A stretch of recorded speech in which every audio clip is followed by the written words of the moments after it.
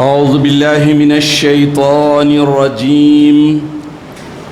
بسم الله الرحمن الرحيم.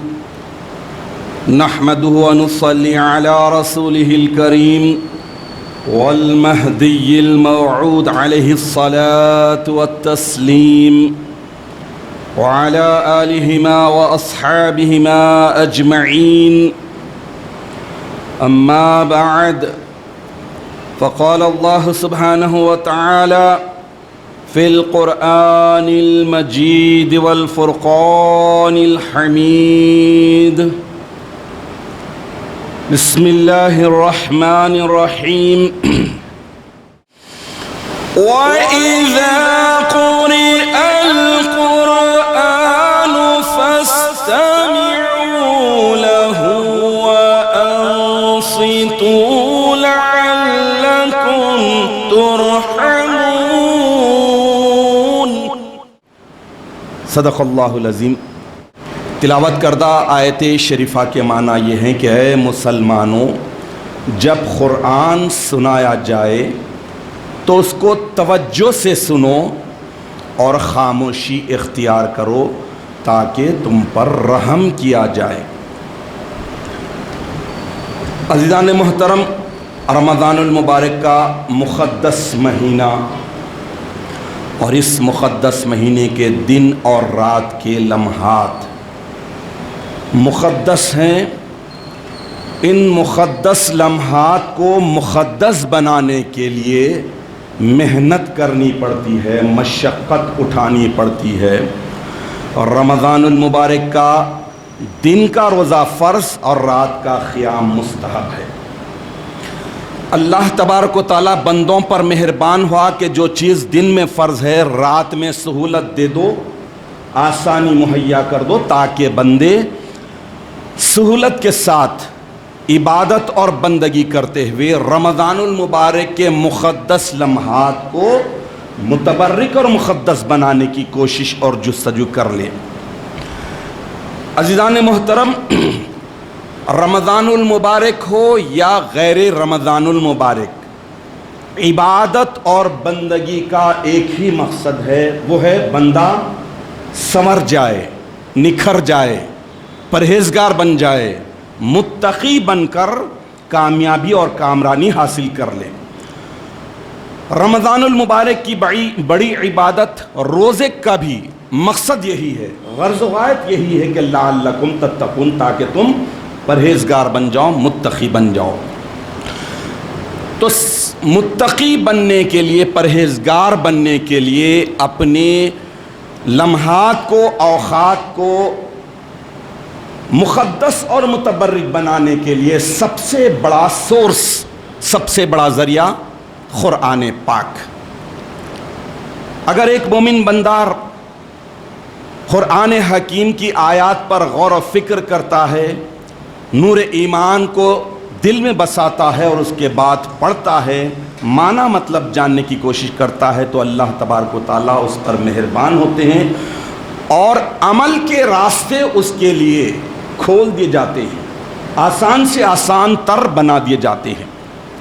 ورنہ آپ ہم دیکھ رہے ہیں کہ رمضان المبارک میں شیاطین جکڑ دیے گئے ہیں، لیکن اس کے باوجود ایک طبقہ ایسا بھی ملے گا جو مومن ہے، مسلمان ہے، مہدوی ہے، پھر بھی رمضان المبارک کی عبادتوں سے دور، روزے سے دور، نمازوں سے دور. تو اللہ تبارک و تعالیٰ یہ بتاتے ہیں کہ شیطان کو تو جکڑ دیے، لیکن کارستانی کرتوت تو انسان کے اپنے ہوتے ہیں. یہ بتانے کے لیے رمضان المبارک آتا ہے کہ باوجود شیطان جکڑ دیے جانے کے، انسان اگر نفسانی خواہشات میں مبتلا ہوتا ہے، آخرت کو بھول جاتا ہے، حساب و کتاب کو پیش نظر نہیں رکھتا ہے، تو ایسے رمضان المبارک کے مہینے اس کی زندگی میں آتے رہیں گے، متبرک اور مقدس لمحات آتے رہیں گے، ملتے رہیں گے، وہ اس سے استفادہ نہیں کرے گا. تو تقوی اور پرہیزگاری بنیادی چیز ہے. تقوی اور پرہیزگاری سے ہی آدمی نکھرتا ہے، سنورتا ہے، بنتا ہے، دنیا اور آخرت کی سدھار میں مصروف ہو سکتا ہے۔ تو جتنی بھی تقویٰ پرہیزگاری کی کوششیں ہیں، کاوشیں ہیں، اس کے لیے قرآن پاک سے اپنے آپ کو ہمیشہ جوڑے رکھنا، اٹیچ رکھنا، کنیکٹ رکھنا، تو پھر اللہ تعالیٰ راستے آسان سے آسان کرتے ہیں۔ اس کے لیے آسان سا ذریعہ ہے، طریقہ ہے کہ روز اگر ہم یہ اپنی زندگی کا لازمہ بنا لے، ایک عادت بنا لے کہ کم سے کم قرآن پاک کی 3 آیتوں کو معنی اور مطلب کے ساتھ پڑھیں، اور پڑھنے سے پہلے متکلم یعنی اللہ رب العالمین جس کا یہ کلام ہے اس کے رعب دبدبے کو، اس کی ہیبت و جلال کو اپنے دل و دماغ میں بٹھا لے، تو 3 آیتیں ایسے اثر کریں گی کہ اللہ تعالیٰ مہربان ہوگا اور اسے اس بات کی توفیق ملتے جائے گی کہ اللہ کے اس پیارے کلام میں جو پیاری پیاری باتیں بتائی گئی ہیں یہ صرف اور صرف انسان کے فائدے کے لیے، انسان کی نجات کے لیے، انسان کو اپنی دنیا اور آخرت سدھارنے کی باتیں بتائی گئی ہیں۔ اللہ تعالیٰ عبادتوں کا محتاج نہیں، سجدوں کا محتاج نہیں، نمازوں کا محتاج نہیں، روزوں کا محتاج نہیں، حج عمروں کا محتاج نہیں، زکوٰۃ کا محتاج نہیں۔ اللہ تبارک و تعالیٰ جتنے بھی مومن بندوں پر فرائض، واجبات، سنن، مستحبات لگائے ہیں، یہ سب کے سب پورے کے پورے صرف اور صرف انسانوں کے فائدے کے لیے۔ تو ایک لازمہ بنا لے، عادت بنا لے کہ 3 آیتیں پڑھیں، سیکھیں اور پھر اس کے بعد اس پر عمل کرنے کی کوشش کریں، تو پھر اللہ تبارک و تعالیٰ تقوی کی راہ آسان کر دے گا اور جینے کا مقصد مل جائے گا، جینے کے مقصد کے راستے پر گامزن ہو جائیں گے اور اللہ کی محبت دل میں رچ بس جائے گی۔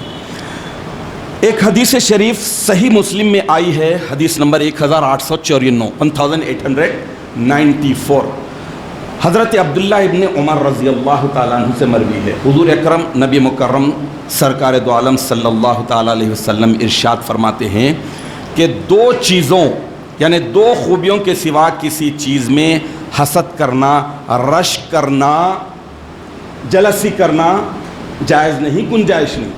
2 چیزوں میں رشک کرو، حسد کرو، لیکن حسد بھی کرو تو ایسے کرو کہ ہاں وہ ایسا کر رہا ہے لہٰذا میں بھی اس سے زیادہ اچھا کرو۔ حسد کا مطلب اگر عام طور پر جو حسد و جلن ہوتا ہے اس کے تعلق سے چھوٹی سی تعریف ذہن میں رکھیے تو اچھا رہے گا کہ حسد کا مطلب ہے اللہ تعالیٰ کی تقسیم میں اختلاف کرنا۔ اللہ نے جس کو جو بانٹ دیا، کسی کو خوبصورت بنایا، کسی کو بدصورت بنایا، کسی کو علم دیا، کسی کو دولت دی، کسی کو کچھ دیا، تو اللہ نے دیا، خوبصورتی بھی اللہ کی طرف سے، سولا رنگ بھی اللہ کی طرف سے، بدصورتی بھی اللہ کی طرف سے، بناوٹ صرف اللہ کی، اس میں اختلاف کرنا حسد ہے، جلسی ہے۔ لیکن اللہ کے نبی ارشاد فرما رہے کہ 2 چیزوں میں گنجائش ہے، 2 چیزوں میں کرنی چاہیے حسد۔ ایک پہلا یہ کہ ایک وہ آدمی جسے اللہ تعالیٰ نے قرآن کی نعمت عطا فرمائی، پھر وہ شخص دن اور رات کی گھڑیوں میں اس کے ساتھ قیام کرتا ہے، پڑھتا ہے، سیکھتا ہے، سکھاتا ہے، مطلب اس کی مصروفیت ہی یہی ہے، قرآن سے اٹیچ ہے، تو اس کے ساتھ حسد کرو، گنجائش ہے، کرو، مطلب یہ کہ تم بھی کوشش کرو کہ اس کے جیسا ہو جائے، اپنے دن اور رات قرآن سے اٹیچ کر لو۔ وہ بندہ جو قرآن میں مصروف ہے، اپنے اوقات کو قرآن سے لگا رکھا ہے، قرآن سیکھنے اور سکھانے میں ہے، تو اس کے ساتھ دوسرا وہ شخص، وہ آدمی جسے اللہ تعالیٰ نے مال و دولت سے نوازا اور وہ دن و رات کے اوقات میں اس مال و دولت کو اللہ کی راہ میں خوب خرچ کرتا ہے، ایسے آدمی سے بھی حسد کرو، گنجائش ہے، اس سے بھی جلسی رکھو تو مطلب یہ کہ وہ لٹا رہا ہے میں کیا کروں، نہیں، وہ لٹا رہا ہے، یعنی مال کے مالک حقیقی کی محبت اس کے دل میں رچ بس گئی ہے، اس کی وجہ سے وہ دن اور رات اللہ کے راستے میں اللہ کے مال کو لٹا رہا ہے۔ تو اس میں حسد کرو۔ تو پہلی بات یہ ہے کہ قرآن سے جو آدمی دن اور رات اپنے آپ کو وابستہ رکھتا ہے، اللہ نے قرآن کی نعمت اسے دیا ہے، اس سے حسد کی گنجائش ہے۔ تو واقعی قرآن تقوی اور پرہیزگاری سے آگاہ کرنے والی سب سے بڑی کتاب ہے، اس لیے قرآن پاک کی کثرت سے تلاوت کرنی چاہیے، قرآن پاک کی تعلیمات پر، احکامات پر اور باتوں پر عمل کرنے کی کوشش کرنی چاہیے تاکہ دنیا اور آخرت دونوں سدھر جائے۔ صحیح مسلم کی ہی ایک اور حدیث شریف ہے 1897 حضرت عمر رضی اللہ تعالیٰ عنہ نے کہا کہ ہاں واقعی تمہارے پیارے نبی صلی اللہ تعالیٰ علیہ وسلم نے فرمایا تھا کہ ان اللہ یرفع بہذا الکتاب اقواما ویضع بہ آخرین، بے شک اس کتاب قرآن حکیم کے ذریعے بہت سے لوگوں کو اللہ تعالیٰ نے اونچا کر دیتا ہے اور بہت کو اس کے ذریعے نیچے گرا دیتا ہے۔ مطلب یہ کہ قرآنی تعلیمات کے جو اگینسٹ گئے، احکامات کو نہیں مانا، باتوں پر عمل نہیں کیا، تو اللہ تعالیٰ گرا کر انہیں ذلیل و خوار کر دیا، اور جو لوگ اللہ کے احکامات پر باتوں پر عمل کرتے ہوئے اللہ تعالیٰ کی رضامندی کے ساتھ زندگی بسر کی، تو اللہ تعالیٰ انہیں اونچا اٹھا دیا، عزت عطا فرما دی۔ تو یہ قرآن کا مقدس نزول کا مہینہ ہے، اس مہینے میں ہم عہد کرنا چاہیے پابندی سے کم از کم قرآن پاک کی 3 آیتیں تلاوت کرتے ہوئے اس کے معنی اور مطلب کو جاننے کی کوشش کرے، اور سب سے بڑھ کر یہ کہ اس پر عمل کرنے کے سچے اور پکے ارادے سے۔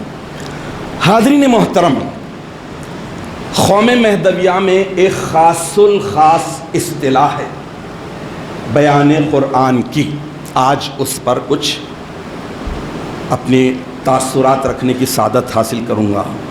یہ قوم مہدویہ کی تاریخ گواہ ہے کہ جب تک ہجرت جیسی دولت تھی، جب تک عزلت از خلق،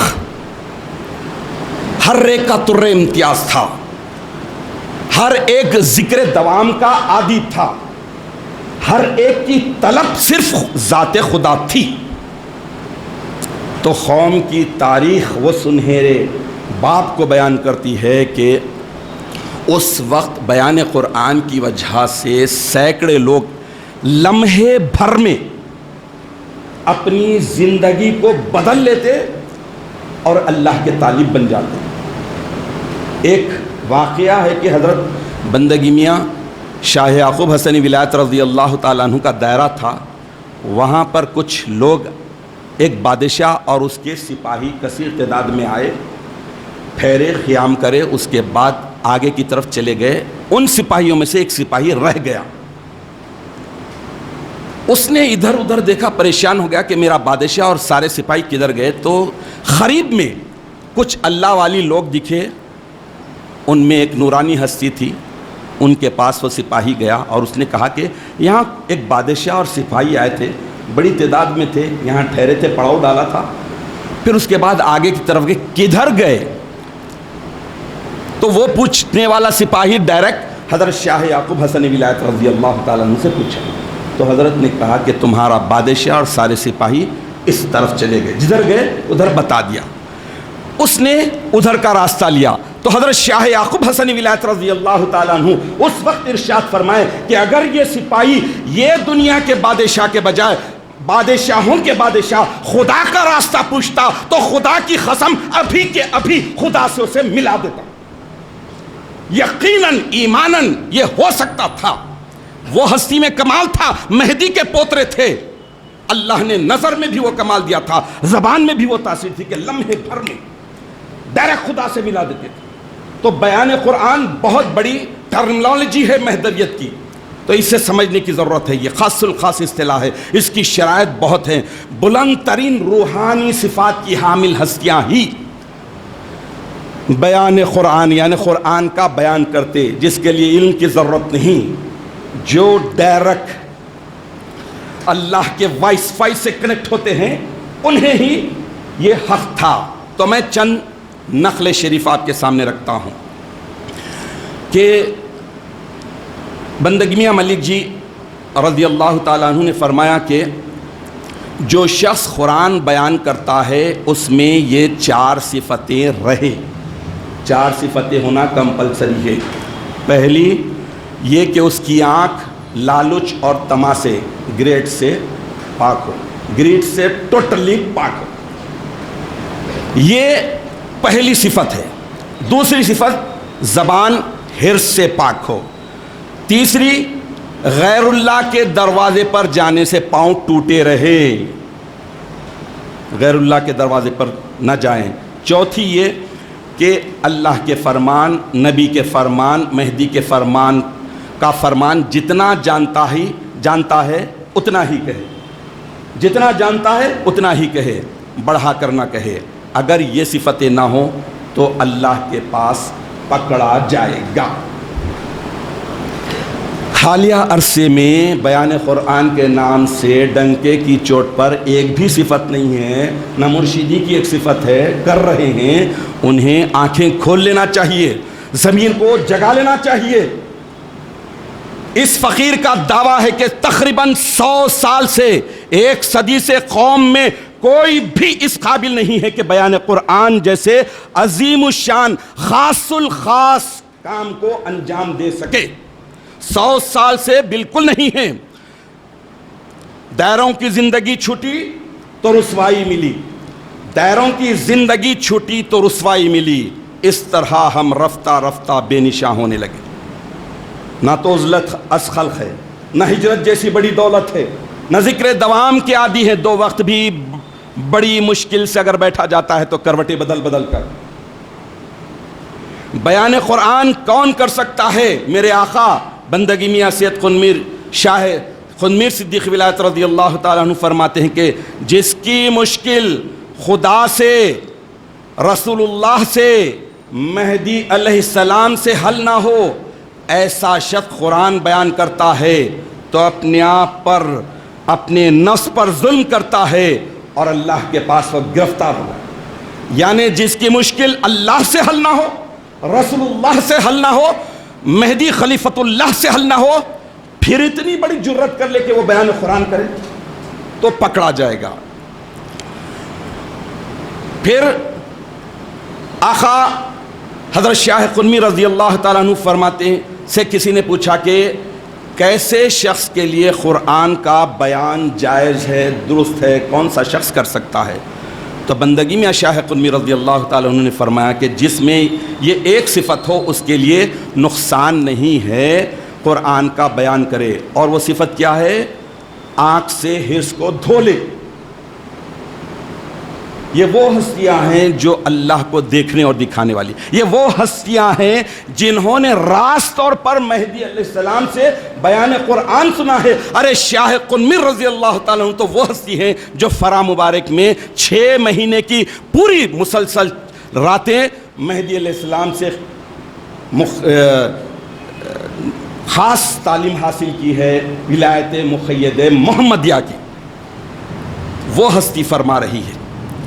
اب لیجئے خلیفۃ اللہ امامنا و سیدنا حضور مہدی موعود علیہ السلام خود کیا فرماتے ہیں کہ بیان قرآن کون کر سکتا ہے؟ سوال یہ، حضرت مہدی موعود علیہ السلام نے فرمایا کہ ایسا شخص قرآن کا بیان کرے جس میں 6 چیزیں موجود ہو، 6 کوالٹیز موجود ہو، 6 صفتیں موجود ہو۔ اب اس کے بعد کسی اور فرمان کی ضرورت ہی نہیں ہے، مہدی علیہ السلام کے فرمان کے بعد۔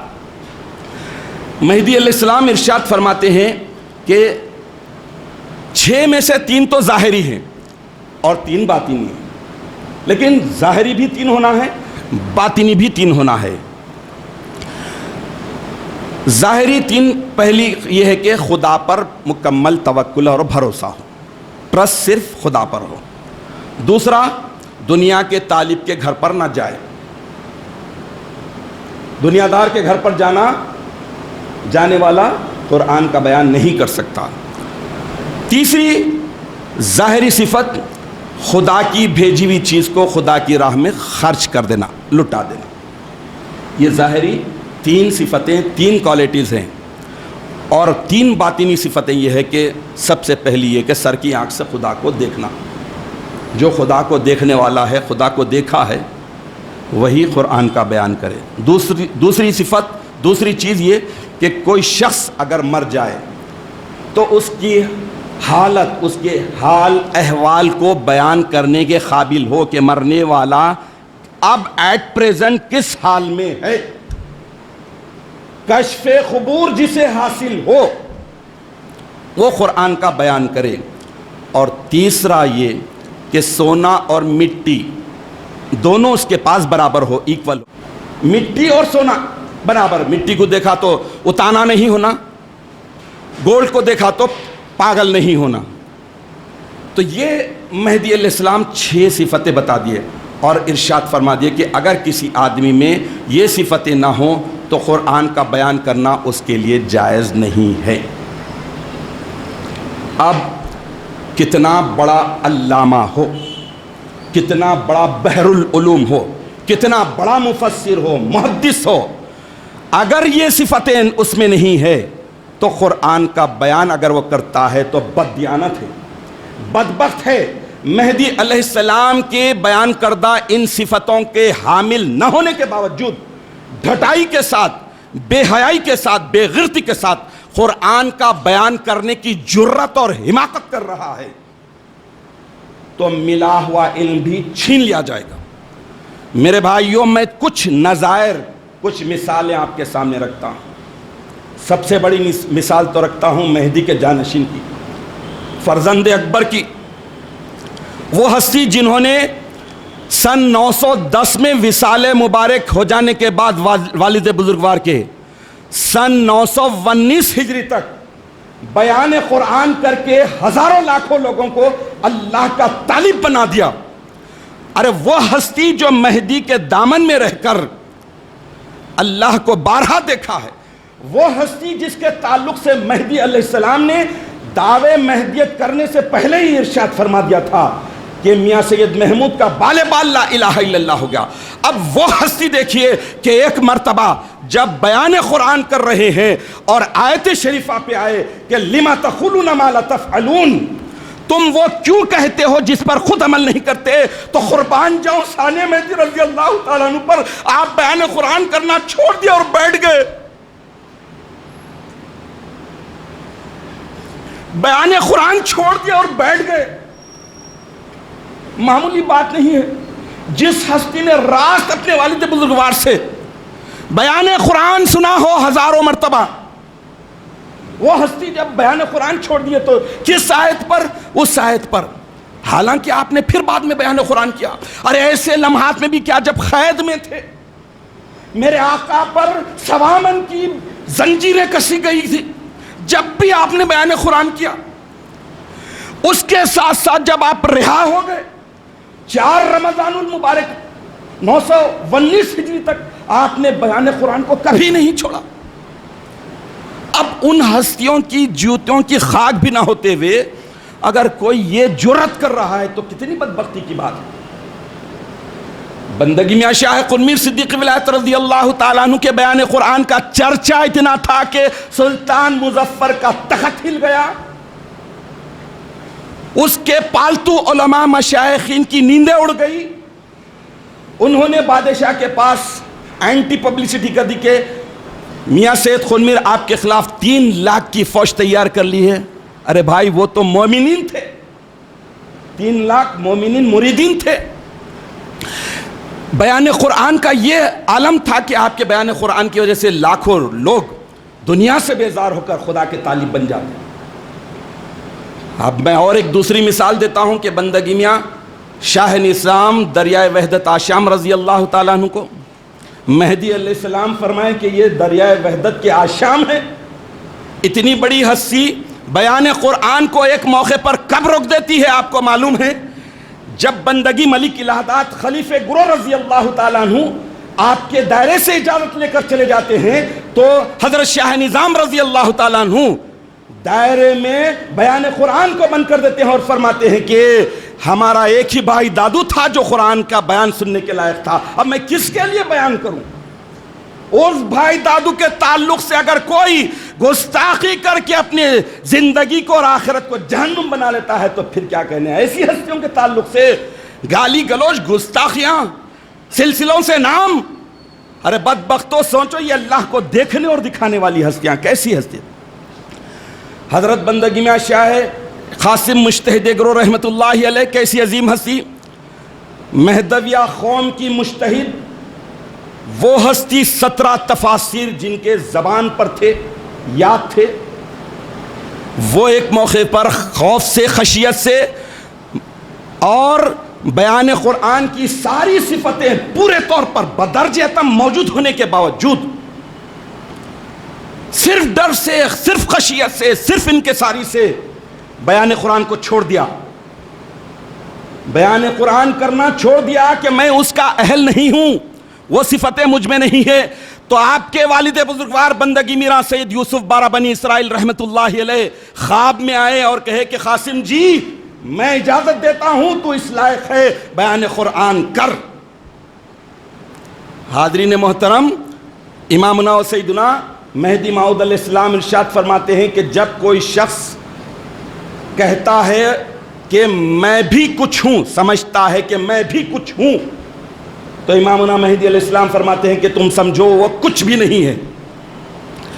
پھر امامنا ارشاد فرماتے ہیں کہ جو بندہ یہ سمجھتا ہے کہ میں کچھ بھی نہیں ہوں، تو امامنا مہدی علیہ السلام ارشاد فرماتے ہیں کہ وہ کچھ ہے، اس میں اللہ کی محبت ہے. اب آپ بتائیے کہ مہدی علیہ السلام کے سارے مہاجرین، سارے اصحاب، سارے خلفاء، مرشدین کاملین بیان قرآن راست امامنا سے سنے ہوئے ہیں، وہ ہستیاں بیان قرآن کرنے کے لیے لرز رہے ہیں، ڈر رہے ہیں، کپ کپا رہے ہیں.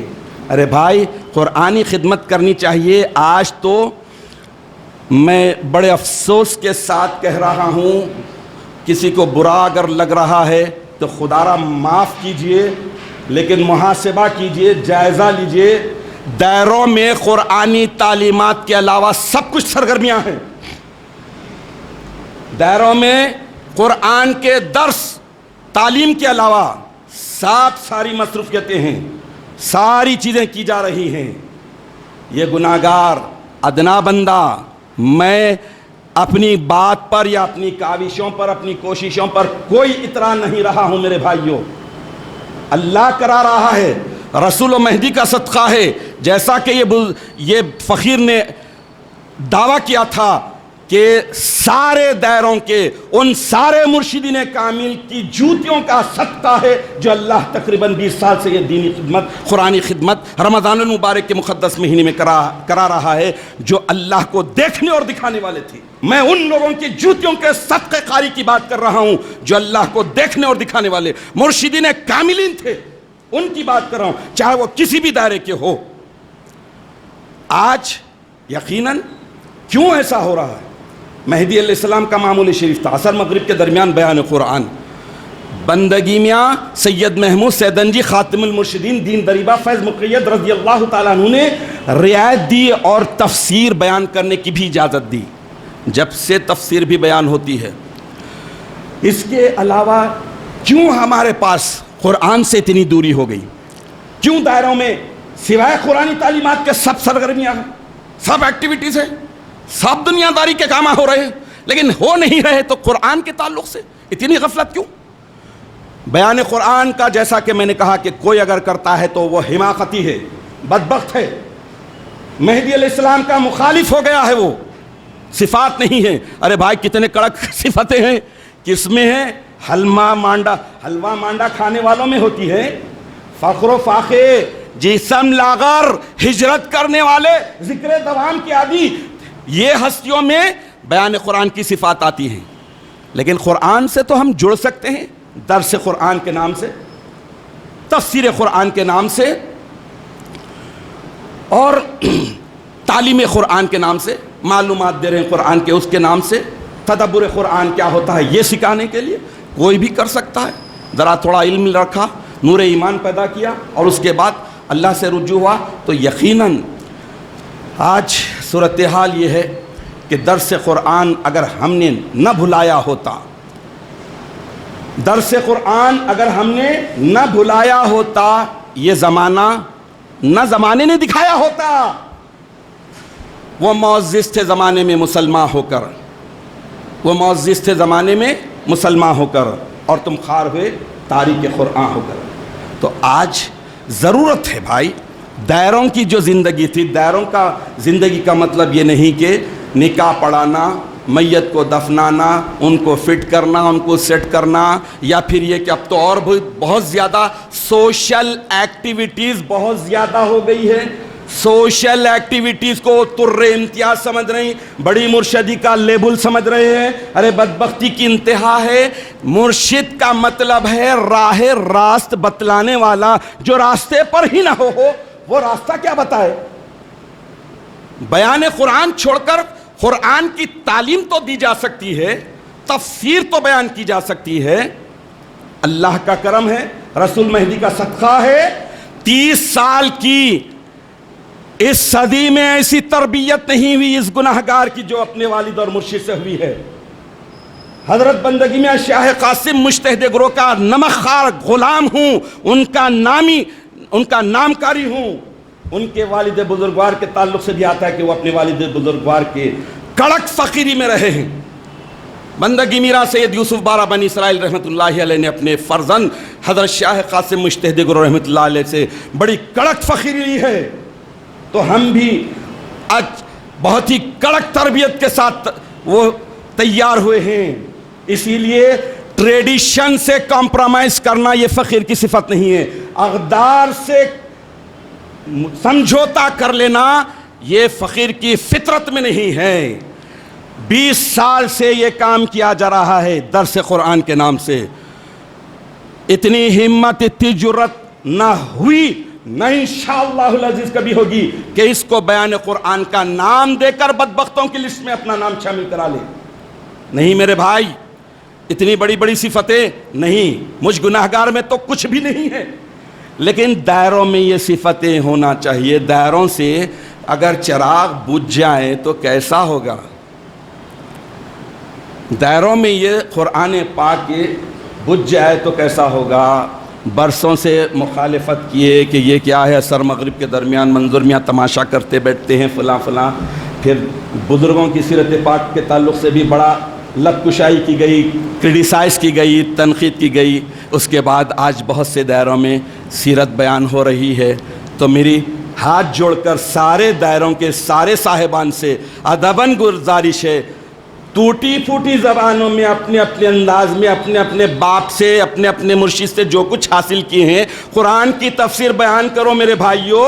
چھوڑو سوشل ایکٹیویٹیز کو، چھوڑو مریدوں کی مریدی میں جانے کو، مریدوں کے مرشد بنو، راہ راست بتلاؤ. بات کڑوی ہے، الحق مرن، بہت گالیاں ملیں گی مجھے آج کے درس قرآن کے بعد، لیکن میں یہ کہوں گا کہ اگر ایک بھی بندہ، ایک بھی مرشد اگر اس کو شروع کرتا ہے تو میں اس کی ختم بوسی کر لیتا ہوں اور میرا کام اللہ کے پاس مقبول ہو گیا.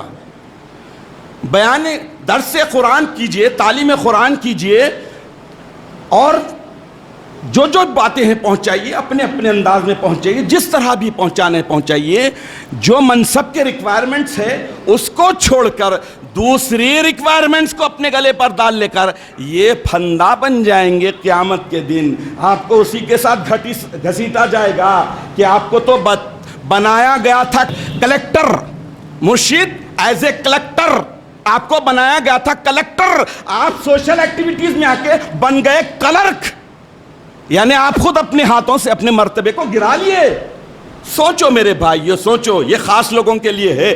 وہ لوگ اگر واقعی کرنے لگے تو آج قوم میں جو بے چینی ہے، جو پیاس ہے، جو تڑپ ہے، وہ پوری ہوگی. ورنہ پھر ہم مہدی کو منہ دکھانے کے لائق نہیں رہیں گے.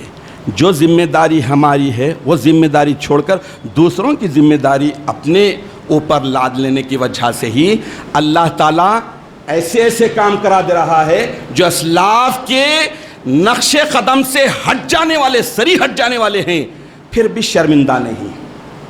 تو اللہ تبارک و تعالیٰ سے دعا یہی ہے کہ اللہ تبارک و تعالیٰ ہم تمام کو اس بات کی توفیق عطا فرما کہ تقوی اور پرہیزگاری، نیکوکاری کا سب سے بڑا منبع اور مرکز قرآن پاک، اس کی تعلیمات، اس کی باتوں، اس کے احکامات کو سننے، سنانے، سیکھنے، سکھانے اور خاص طور پر اس پر عمل کرنے کی ہمیں توفیق عطا فرما، تاکہ ہم دنیاوی خرافات سے، دنیا کی محبت سے اور ساری غلط باتوں سے بچتے ہوئے جو حقیقی ہماری قوم کا تر امتیاز تھا، اللہ کی محبت، اللہ کی ذات کی طلب، وہ پھر سے ہم میں آ جائے۔ آمین یا رب العالمین، وآخر دعوانا ان الحمد للہ رب العالمین۔